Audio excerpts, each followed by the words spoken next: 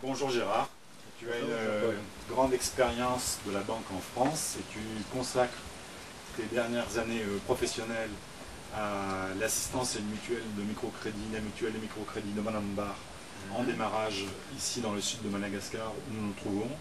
Est-ce que tu peux nous dire en quoi le microcrédit est nécessaire aux agriculteurs en zone rurale? Il est important en zone rurale chez les agriculteurs parce que les agriculteurs doivent sortir d'une production traditionnelle de riz ou de café par exemple pour améliorer leurs revenus.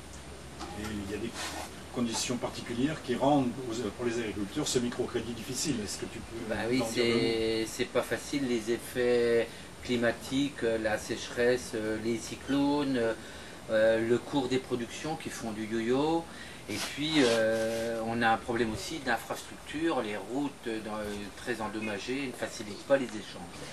Et puis aussi, j'ai pu le constater, vous avez par rapport à la ville qui a un seul type de microcrédit, vous êtes obligé d'adapter toute une gamme de microcrédits aux besoins de l'agriculture. Est-ce que tu peux nous donner quelques exemples? Oui, en effet, par rapport à l'offre qu'on a, on offre 7 types de crédits. Donc principalement qui s'assimile au leasing en France, c'est la location-vente mutualiste pour financer tous les investissements de matériel productif principalement. On a aussi un type de crédit pour financer les engrais et les semences, type de court terme qui sera remboursable lors de la récolte. Et puis on a aussi des financements de stockage du riz, pour être opportuniste, pour permettre aux membres d'être opportunistes sur les prix. C'est ce que vous appelez les greniers communautaires villageois. Oui, c'est ça. Quand je t'écoute, tu as employé le terme de sociétaire. Pourquoi un terme de sociétaire? Tout simplement parce qu'on a un organisme, il existe plusieurs types d'organismes de microfinance et nous sommes un type de microfinance mutualiste. Mutualiste, ça veut dire tout simplement qu'un membre, pour obtenir un prêt, doit obligatoirement souscrire des parts sociales et devenir sociétaire de la mutuelle.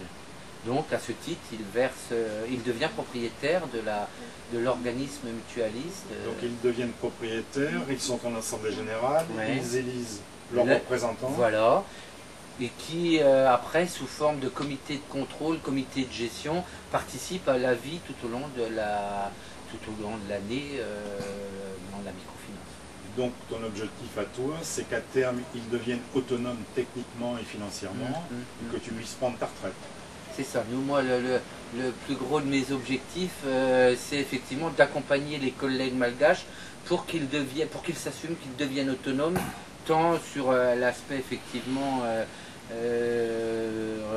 produit net de la mutuelle, mais aussi qu'ils deviennent autonomes dans leur management et dans le management des équipes.